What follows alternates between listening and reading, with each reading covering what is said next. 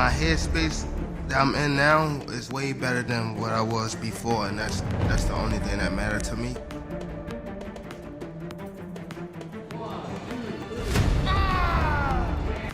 You know, he's so economical. Like, he puts pressure on guys without throwing too many punches, and then he starts to figure holes out, and the way he can explode and move in with one shot, my God. All-time great heavyweights, all right? And it shouldn't be. But he's sparring the heavyweight, the level of heavyweight that, you know, more experienced than Jake Paul, right? But Jake Paul has beaten those. Before their confrontation, Gervonta Davis gave Jake Paul a harsh warning on the Joe Rogan podcast. The hard-hitting celebrity made it apparent that he saw Jake as someone who chose the wrong fight rather than as a distraction. "This ain't entertainment no more," Davis said as Rogan pressed for specifics. "This is private." I was just like, I don't know, probably this was a good thing, us fighting. Because you have someone that, we come from two different sides, like, of the world. We still on the same path to get the same thing.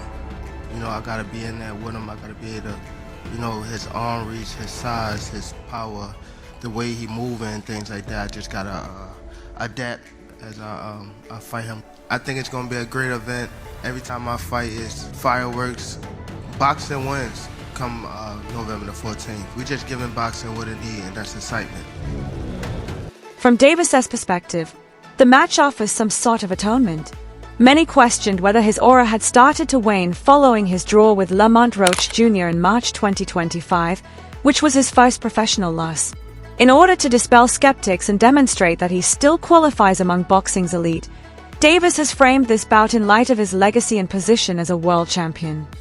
Tank, first off, don't watch Tank. Don't do it. You know what I'm saying? You support it, then what you doing? You can't not support and support at the same time, right? So if you're a boxing purist, then this fight with Roach is really more for you. It's going to be more up your alley, you know? If you just like all entertainment, all fights, all hypes, all everything, then you're going to want to tune in to the Tank and Paul show there, you know, because that's all for entertainment. What's it? For entertainment purposes only, right? It's just say like somewhere in the small print of the promotion. For entertainment, don't do this at home, kids. You know, so fine. Disclaimer. Yeah, disclaimer. For entertainment purposes only, you know. So, you know, it's money-making purposes only. Paul has stated openly that he believes his next fight against Gervonta Davis will be the most difficult of his career. Paul acknowledged that he views Davis as a top 10 pound-for-pound fighter whose skill, power, and experience force him to be the most locked-in he has ever been, even though he has a physical size and reach advantage. It's not simply about his personal strengths, he underlined. He is aware that Davis has every tool, therefore he needs to add something extra to win. That I've actually ever been, because I know how good these people are that I'm sparring, and being able to see how good they are and knowing how good Tank is, it's actually going to be my toughest test to date. Yeah, I think, Jake, you could make the argument, right? Pound for pound wise, this guy's the most ferocious dude in the whole sport, couldn't you? For sure. I think he has probably one of the highest knockout percentages in 90-something%, right? Exactly. And just his speed, his elusiveness, his ring IQ, his conditioning. You know, he's gone 12 rounds so many different times, something that I've never even done. So he's going to be sharp all the way through. I mean, the list goes on. And so just actually being vulnerable for a second, it's like, this is crazy. This is scary. It's kind of keeping me up at night. Jake, how do you prepare for, like you said, a guy who is shorter than you? How do you find a sparring opponent to replicate something that obviously, you know, there's nobody else out there that's Tank Davis? How do you prepare for a guy that's different stature-wise? Yeah, no, we have world champions. Raymond Ford in the 130-pound weight class. We got Montana Lovin. Shakur Stevenson is coming in this week. So just sparring against guys on their level and people who have, you know, been doing this their whole entire lives. But we're really focusing on speed. And not as much on power. I'm not doing as much like weightlifting and all of that stuff. I'm actually trying to like lose some muscle so that I have less weight and so that my punch. There has been a lot of spectacle and crossover marketing surrounding Paul's ascent. And in terms of boxing footage and status, This opponent represents his largest challenge to date. Regardless of the official classification of the fight, a victory over Davis would change people's opinions about Paul's level of seriousness in the sport. The $50 million purse he mentioned in public highlights the unprecedented financial stakes. Paul and Gervonta Davis, what can you tell me about that? What can you tell me about why Jake and Anthony has maybe been put to the side for now? Yeah, they always told us that it was, we were looking at that fight for February of next year, and they always said that there was a chance that Jake would fight in November. I think, wasn't I the one that broke Jake Paul against Gervonta Davis 6 months ago or something? I knew that they'd agree that deal. I didn't know they were about to announce it then, but I did know that they'd agreed that deal previously. So I don't like it, if I'm honest. I mean, I think we need to really differentiate between boxing and an entertainment concept, and that's what that is. It's a freak show. It's entertainment. It's a lightweight fighting a cruiserweight. With, I don't know, is it bigger gloves and certain minutes per round? I don't know what it is, but I understand the market, and I understand this freak show shock kind of the world mentality of people potentially tuning in. Is that a step too far? Maybe. I mean, I hated Jake Paul against Mike Tyson, but it did massive numbers. I hate Jake Paul against Gervonta Davis. It'll probably do massive numbers. So that's when you really have to differentiate yourself between, just because you don't like it doesn't mean it isn't going to do good business. Now, whether you want to be involved with it, another kettle of fish. I don't want to be involved with it, but I do respect the fact that Shakur Stevenson has joined Jake Paul's training camp, which is a bold move ahead of his matchup with Tank Davis, a choice that instantly attracted the interest of both industry insiders and fans. Paul will spar with Stevenson, a three-division world champion renowned for his technical skill and defensive mastery, who will assist him improve his speed, agility, and ring IQ instead of depending only on strength or height. We got some great guys coming in, some really experienced southpaws that are smaller. I think Montana Love is coming in. Shakur Stevenson wants to come in. Jermaine Ortiz. We're gonna hit up Erickson, Lubin, some of these guys. So we're just gonna bring in a plethora of fighters that are fast. Although there haven't been many training updates, what has been revealed is telling. The fight setup, especially the use of 12-ounce gloves, unusual for major bouts, and the exhibition format concerned Davis's trainer, who argued that changing glove size or round length was the only fair way to offset the weight difference. Still, the fight will go on as planned, with both fighters using 12-ounce gloves and competing in 10 3-minute rounds. That's why it's getting really weird. Gervonta looks scared for his life because the rules are out. They're crazy. Oh, so everyone thought that the fight was at 190.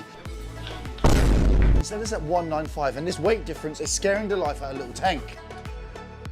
Over 10 3-minute rounds. I said it was 190. The next dispute comes with the gloves. Little Tank is used to fighting in 8-ounce gloves. Baby glove. This fight will be in 12. Hands might be too small. Oh, so Tank just fought in a 12 3-minute round fight against Roach. Yes, and now he's fighting in 10 3-minute rounds, which isn't too bad. What do you think? Exhibition though, can he win? Yes, he can actually win. It will be overlooked by 3 sanctioned judges. So he can actually still win and knock him out. But here's the trick. It's body punches only. And there's a reason. That's because Tank said, look, this is a bit unfair. I don't want to punch up. I want to punch at my head height. Where does it fall? At Jake Paul's belly. Oof. So apparently we've heard there's no knockdown rules, but aside from that, it's a pretty well-rounded fight. Oh yeah, and there's some drug testing involved. But Jake Paul for the win. My only concern is, the gloves. You understand what I'm saying? Because we don't fight in 12-ounce gloves. We don't use 12-ounce gloves. That's training gloves, you know what I'm saying? I'm like, that's 2 pounds away from Jake. He fights in 10s. Tank fighting 8s, so he losing 4 ounces. So my thing is, I said, they said, put Tank in 8s, put him in 10s. That makes the fight more interesting. You get what I'm saying? And we'll go from there because I understand. And I brought that question up to one of his handlers. They was, no, we don't want to do no mixed match. It's supposed to be an expedition. Why does it matter? What?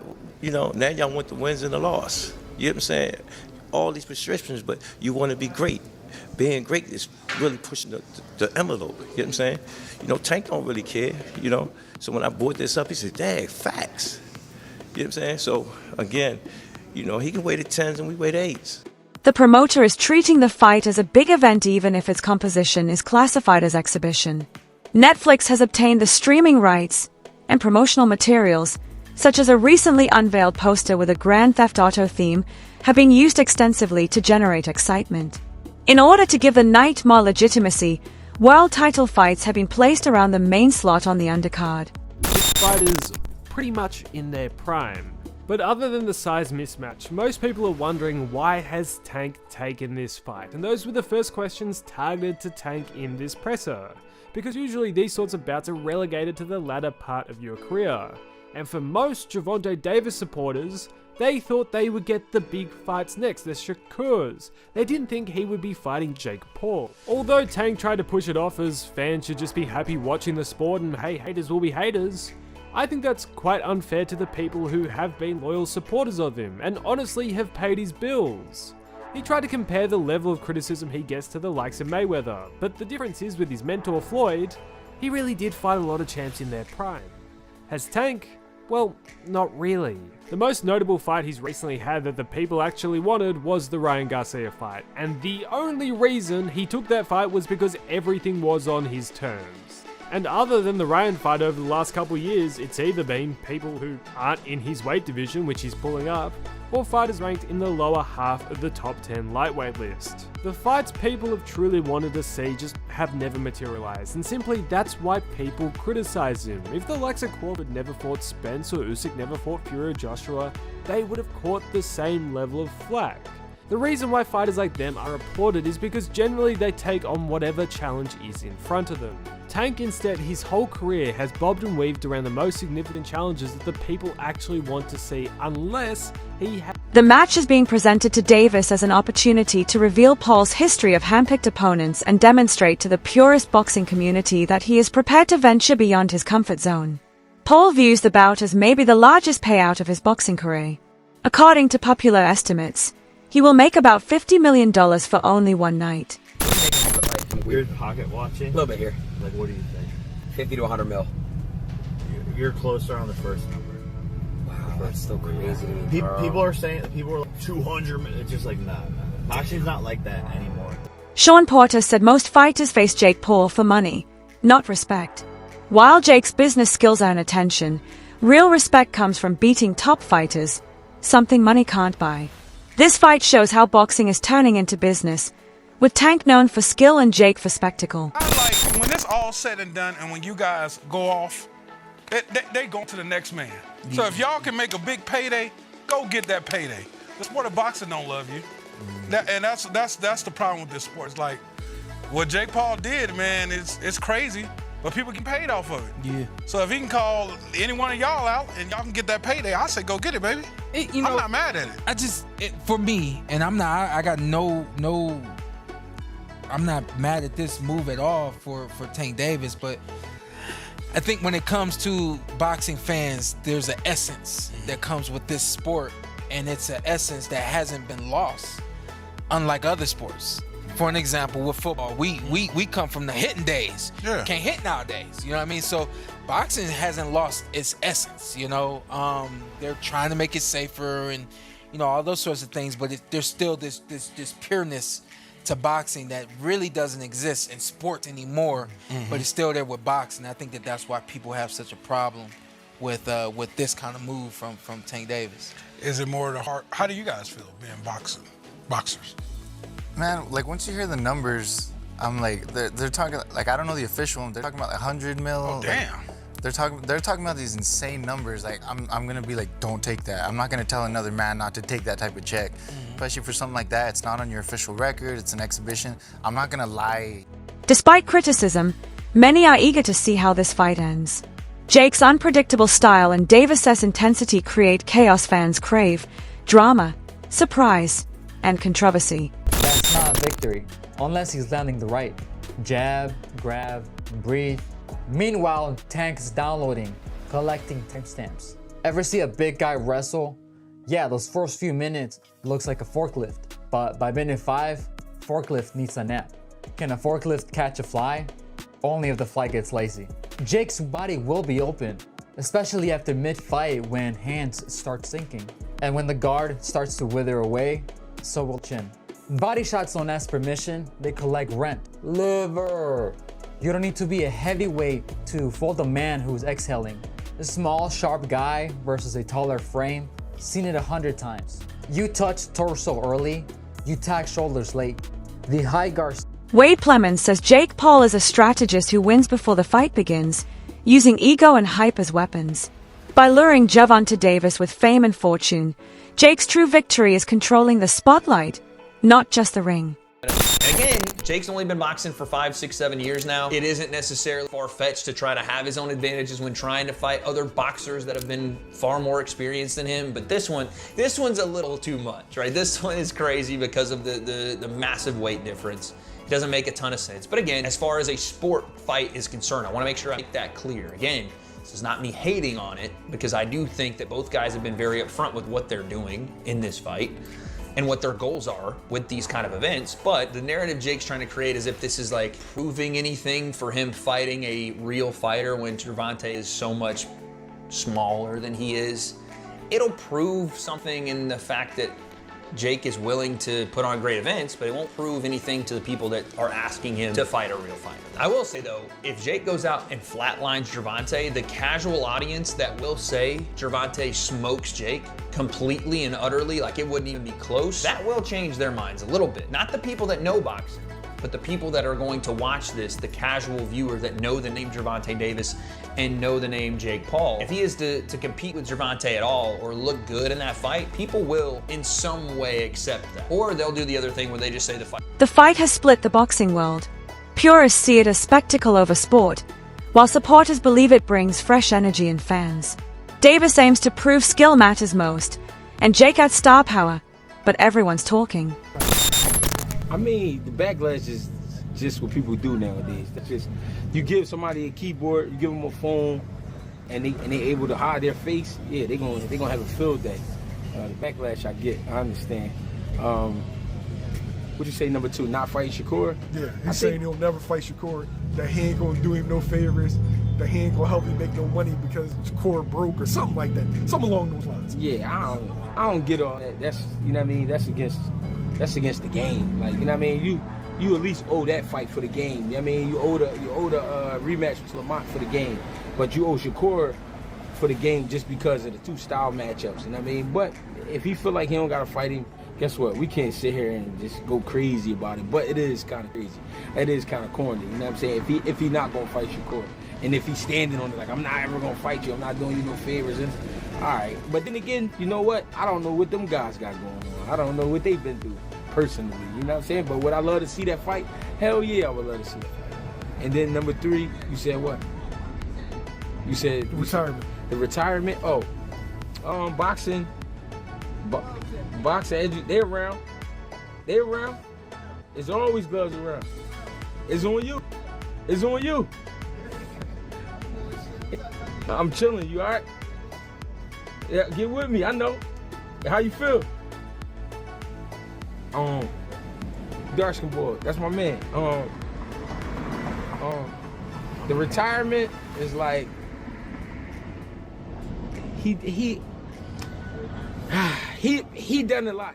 If Jake Paul wins, boxing may lean toward influencer hype over skill. A Gervonta Davis victory would reaffirm that true boxing still values craft and tradition over spectacle. Algorithm loves it, and both will watch. It's not just who wins, it's what wins. Will the entertainment value or the ring IQ come out on top? Because if Tank dominates, the meme dies. Jake Paul survives or hits it big, we see new rules are going to be written in real time. Me, you, maybe everyone at some point has been that bigger guy, thinking that I'll just bully him.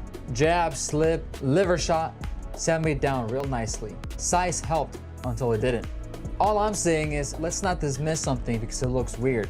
Many fights get decided by the details. Feet before fists, timing before muscle, discipline before clout. Look, Tank wins if he stays Tank. He's built on patience, traps, explosive counters.